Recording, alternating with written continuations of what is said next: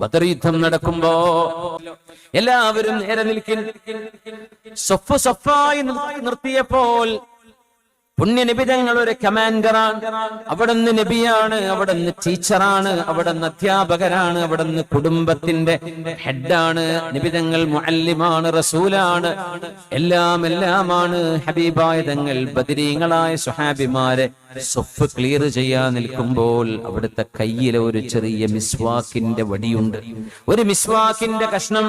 അതുകൊണ്ട് മഹാനായ സവാദ് എന്നവരുടെ വയറിങ്ങനെ മുന്നോട്ട് നിൽക്കുമ്പോ സവാദ് ആ ലൈനിലേക്ക് നേരെ കയറി നിൽക്കൂ എന്ന് പറഞ്ഞ് ഹബീബായ തമാശ രൂപേണ മെല്ലെ ആ വയറൊന്ന് തട്ടിയിട്ടുണ്ട് മിസ്വാക്കിന്റെ വടി കൊണ്ട്. സവാദ്, രണ്ട് സവാദുമാരുണ്ട് സ്വഹാബികൾ അറിയപ്പെട്ടവർ. ഒന്ന് സവാദ് ഇബ്നു ഗസിയ, മറ്റൊന്ന് സവാദ് ഇബ്നു ഖാരിബ് റളിയല്ലാഹു അൻഹു. സവാദേ നേരെ നിൽക്കൂ. ബദർ യുദ്ധം നമ്മൾ അനുസ്മരിക്കുന്നത് റമദാൻ 17 വരുമ്പോഴാണ്. ബദറിൽ പുണ്യനബി തങ്ങൾ പഠിപ്പിച്ച രണ്ട് കാര്യമുണ്ട്. ഒന്നാമത്തേത് അള്ളാഹുലേക്ക് കൈയുയർത്തി ദുആ ചെയ്ത് ഹബീബാ നബി തങ്ങളുടെ കുപ്പായ കൈ അങ്ങ് താഴേക്ക് വന്നു. അന്നത്തെ കുപ്പായ കൈ ഇച്ചിരി ലൂസുള്ളതാ, കൈ പൊക്കിയാൽ അങ്ങ് താഴേക്ക് ഇറങ്ങി വരും. സിദ്ദീഖ് റളിയല്ലാഹു അൻഹു പറഞ്ഞു, പുണ്യ നബി തങ്ങളുടെ ആംപിറ്റിലെ കക്ഷത്തിലെ വെളുപ്പ് നിറം പോലും ഞങ്ങൾ കാണുമാർ അവിടുത്തെ കൈ ആകാശത്തേക്ക് ഉയർന്ന നബി തങ്ങൾ ദുആ ചെയ്യുമായിരുന്നു ബദർ യുദ്ധം നടക്കുന്നതിന്റെ മുമ്പ്. അല്ലാഹുമ്മ പടച്ചവനേ,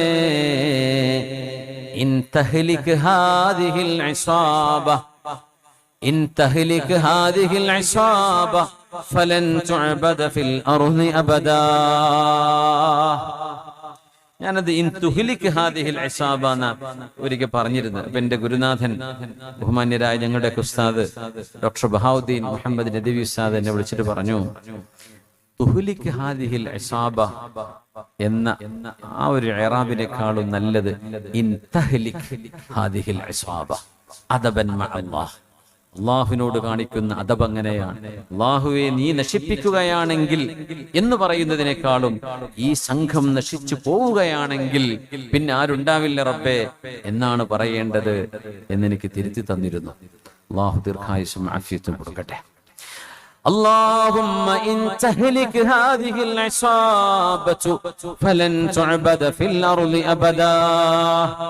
അല്ലാഹുവേ, ഈ ഒരു ചെറുസംഘമെങ്ങാനും ഇവിടെ വഫാത്തായി തീർന്നു പോവുകയാണെങ്കിൽ പിന്നെ നിനക്ക് സുജൂദ് ചെയ്യാൻ ഒരു മനുഷ്യൻ പോലും ലോകത്തുണ്ടാകില്ല റബ്ബേ.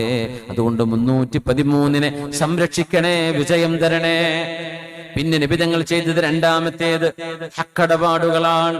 ഞാൻ ആരോടെങ്കിലും എന്തെങ്കിലും ഇടപാടുകൾ ചെയ്തിട്ടുണ്ടെങ്കിൽ, ഗീബത്ത് പറഞ്ഞിട്ടുണ്ടെങ്കിൽ, വേദനിപ്പിച്ചിട്ടുണ്ടെങ്കിൽ എനിക്ക് പൊരുത്തപ്പെട്ടു തരണേ എന്ന് ഒരു നേതാവ് അനുയായികളോട് പറഞ്ഞിട്ടുണ്ടെങ്കിൽ അത് മുഹമ്മദ് റസൂലുള്ളാഹി തങ്ങളാണ് സല്ലല്ലാഹു അലൈഹി വസല്ലം. അതിന് ഹബീബിന് മടിയുണ്ടായിട്ടില്ല, അതിന് ഹബീബായ തങ്ങൾക്ക് ഈഗോ തോന്നിയിട്ടില്ല.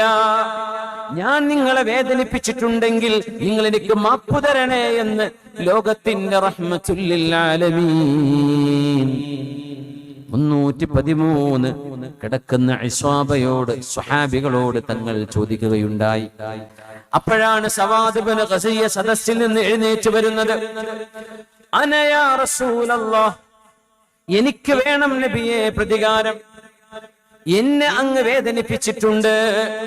സ്വഹാബിമാർ മുഴുവനും ഞെട്ടിത്തരിച്ചു പോയി. എന്താണ് സവാദ് തങ്ങളി പറയുന്നത്? പുണ്യ നബിയോടോ, തങ്ങളോട് പ്രതികാരമോ, തങ്ങളോട് പ്രതികാരമോ? വികാരനിർഭരമായി നിൽക്കുന്ന നിമിഷം 1000-ഓളം വരുന്ന ഖുറൈശികൾ അവിടെ മദീനക്കകലെ കിടക്കുന്ന ബദറിലേക്ക് മാർച്ച് ചെയ്ത് വന്നുകൊണ്ടിരിക്കുകയാണ്. ബദറിലേക്ക് എത്താറായിട്ടുണ്ട്. അവിടെയാണ് പുണ്യനബി പൊരുത്തപ്പെടിക്കുകയാണ്. ഇതാണ് ഹബീബുനാ റസൂലുള്ളാഹ്. ഞാൻ ആരെയെങ്കിലും എന്തെങ്കിലും ചെയ്തിട്ടുണ്ടെങ്കിൽ എനിക്ക് മാപ്പ് തരണം. റസൂലുള്ളാഹി സ്വല്ലല്ലാഹു അലൈഹി വസല്ലം തങ്ങൾ അവരോട് മാപ്പ് ചോദിച്ചിട്ടുണ്ട്. സവാദ് റളിയല്ലാഹു അൻഹു വന്ന് പറഞ്ഞു, നബിയേ, എന്റെ വയറ്റത്തങ്ങ് മിസ്വാക്കിന്റെ ആ ഒരു മരക്കഷ്ണം കൊണ്ട് കുത്തിയിട്ടുണ്ട്. അതിന് പകരം അങ്ങയുടെ വയറ്റത്ത് എനിക്കുമൊന്ന് കുത്തണം. സ്വഹാബിമാർ അത്ഭുതപ്പെട്ടു, എന്താണ് ഈ കാണിക്കുന്നത്? മഹാനവറുകൾ അവിടെ ഒരു ചെറിയ തരത്തിൽ പ്രചൻഡ് ചെയ്യുകയാണ്. മഹാനവറുകൾ യഥാർത്ഥത്തിൽ നിബിതങ്ങളെ പ്രതികാരമെടുക്കാൻ പോവുകയല്ല തങ്ങളിൽ നിന്ന്. ഹബീബായ തങ്ങളോട് പറഞ്ഞു, നബിയേ, എന്റെ വയറ്റത്ത് വസ്ത്രമില്ലാതെയായിരുന്നു ഞാൻ നിന്നിരുന്നത്. അപ്പോഴല്ലേ എന്റെ വയറ്റത്തങ്ങ് കുത്തിയത്. അതുകൊണ്ട് അങ്ങയുടെ വയറ്റത്തെ ഷർട്ടൊന്ന് പൊക്കിത്തരണം. അങ്ങയുടെ സ്കിൻ തൊലി എനിക്ക് കാണണം നബിയേ. فكشف رسول الله صلى الله عليه وسلم عن بطنه. ഒരു മടിയുമില്ലാതെ തങ്ങൾ അവിടുത്തെ മേൽവസ്ത്രം പൊക്കിക്കൊടുത്തു. നബി തങ്ങളുടെ വയറ് കാണുന്ന വിധം പൊക്കിൾ മറഞ്ഞു കിടക്കുന്നു. വയറ് പൊക്കി കാണിച്ചു കൊടുത്തു സല്ലല്ലാഹു അലൈഹി വസല്ലം. പൊക്കിൾ ഔറത്താണ്. ഉംറക്കൊക്കെ പോകുമ്പോൾ ആൾക്കാർ അരമുണ്ടിട്ട് പൊക്കിൾ കാണിച്ചിങ്ങനെ നടക്കണം. നിസ്കാരം ശരിയാവൂല, തവാഫും ശരിയല്ല, ഔറത്ത് മറക്കാതല്ലേ നടക്കുന്നത്. അറിയാത്തത് കൊണ്ടായിരിക്കും. ശ്രദ്ധിക്കണം. പൊക്കിൾ അല്ലേ, പൊക്കിൾ മറക്കണം, കാൽമുട്ടും മറക്കണം പുരുഷന്മാർ നിർബന്ധമായിട്ട്. അപ്പോഴേ ഇഹ്റാം ശരിയാവുള്ളൂ, നിസ്കാരം ശരിയാവും. പുണ്യനബി തങ്ങൾ വയറ് കാണിച്ചു കൊടുത്തു. فكشف رسول الله صلى الله عليه وسلم عن بطنه فقال استقد. സവാദേ, പ്രതികാരം എടുത്തോളൂ. ചിത്രങ്ങൾ ഇങ്ങനെ കാണാം. ബദർ യുദ്ധം, ബദറിൽ 113 സുഹാബിമാർ എന്താണാവോ സംഭവിക്കാൻ പോകുന്നത് എന്നറിയാതെ ചെറിയൊരു ചാറ്റൽ മഴ അവിടെ പെയ്തുകൊണ്ടിരിക്കുകയാണ്. അല്ലാഹുവിന്റെ മലക്കുകൾ വരാൻ വേണ്ടി ജബലുൽ മലായികത്തിൽ കാത്തിരിക്കുകയാണ്. ഇറങ്ങി വരാൻ ശത്രുക്കൾ പാട്ടും പാടി മദ്യം കഴിച്ച് ഉന്മത്തരായി ചെണ്ടവാദ്യമേളങ്ങളോടുകൂടെ ആർത്ത് ഇരമ്പിക്കൊണ്ട് കടന്നു വരുന്ന സമയത്തിൽ ഒരു ഭാഗത്ത് കൂടിയിരിക്കുന്ന ലോകത്തിന്റെ ഗുരുവും അനുയായികളും നോക്കണം എന്ത് പാഠമാണ് അവിടെ നിന്ന് ലോകത്തെ പഠിപ്പിക്കുന്നത്. സവാദേ ഇസ്തഖിദ്, എന്റെ ശരീരത്തിൽ നിങ്ങൾക്ക് തിരിച്ചു ചെയ്യാൻ നിങ്ങൾ ആഗ്രഹിക്കുന്ന പ്രതികാരം എന്നെയും കുത്തിക്കോളൂ എന്ന് പറഞ്ഞു പുണ്യനബി അവിടുത്തെ പരിശുദ്ധമായ ശരീരം അവിടുത്തെ വയറിങ്ങനെ കാണിച്ചു കൊടുത്തപ്പോൾ فاعتنقه فقبل بطنه. പുണ്യനബി തങ്ങളെ അങ്ങ് വാരിപ്പുണർന്ന് കെട്ടിപ്പിടിച്ച് ആ വയറ്റത്ത് ഉമ്മ വെക്കുകയാണ് സവാദ് ഇബ്നു ഗസിയ റളിയല്ലാഹു അൻഹു.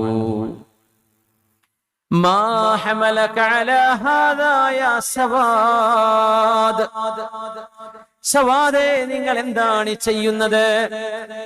പ്രതികാരമെടുക്കണമെന്ന് പറഞ്ഞ് നിങ്ങൾ എന്താണ് ചെയ്യുന്നത് എന്ന് ചോദിച്ചപ്പോ, യാ റസൂലല്ലാഹ്, ലോകത്തിന്റെ ഗുരുവേ, അല്ലാഹുവിന്റെ തിരുദൂതരെ, ഹദറ മാ തറാ, അങ്ങ് കാണുന്നില്ലേ ബദറിൽ യുദ്ധമാണ് നടക്കാൻ പോകുന്നത്. 313,000 വരുന്ന ശത്രുക്കളോട് പൊട്ടിപ്പൊളിഞ്ഞ വാളിൻ കഷ്ണങ്ങളുമായി പടപൊരുതാൻ പോകുന്ന നേരമല്ലയോ നബിയേ? ഫഅറച്ചു, എനിക്ക് തോന്നിപ്പോയി, അയ്യകൂന ആഖിറുൽ അഹ്ദി ബിക അയ്യമസ്സ ജിൽദി ജിൽദക. ഒരുപക്ഷേ ഇനി ജീവിതത്തിലേക്ക്, മദീനയിലേക്ക് ഇനി ഒരിക്കലൂടെ തിരിച്ചു വരാൻ കഴിയാത്ത വിധം ഞങ്ങളുടെ ശരീരങ്ങളെങ്ങാനും ചേതനയേറ്റ് ശുഹദാക്കളായി ബദറിൽ വീണുപോയാൽ ഇനി ഒരിക്കലൂടെ നബിയെ അങ്ങയുടെ കൈപിടിക്കാൻ ഒരവസരമുണ്ടാകുമോ എന്നറിയില്ലല്ലോ. ഇനി ഒരിക്കലൂടെ ഹബീബെ അങ്ങയെ മുസാഫഹത്ത് ചെയ്യാൻ കഴിഞ്ഞില്ലെങ്കിലോ? അതുകൊണ്ട് ഞാൻ കൊതിക്കുകയാണ് ഖബറിലേക്ക്, മണ്ണിലേക്ക് പോകാൻ നിൽക്കുന്ന ഈ നേരം എന്റെ ശരീരം അവസാനമായി തൊടുന്നത് അങ്ങയുടെ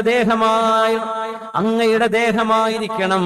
അതുകൊണ്ടാണ് നബിയെ അങ്ങയുടെ വയറ്റത്ത് ഞാൻ ഉമ്മ വെച്ചത്. ഇത് എന്റെ നാളത്തെ ഖബറിലേക്ക് കൊണ്ടുപോകാനുള്ള എന്റെ പാഥേയമാണ് നബിയെ എന്ന് ഹബീബിനോട് നിഷ്കളങ്കമായ, അതിരുകളില്ലാത്ത, സീമകളില്ലാത്ത, നിർവചിക്കാൻ കഴിയാത്ത കഴിയാത്ത ആധ്യാത്മമായ ഈ സ്നേഹത്തെ നമ്മൾ എന്താണ് വിളിക്കേണ്ടത്? ഇതാണ് അഷ്റഫുൽ ഖൽഖ് തങ്ങളുടെ സ്വഹാബിമാർ.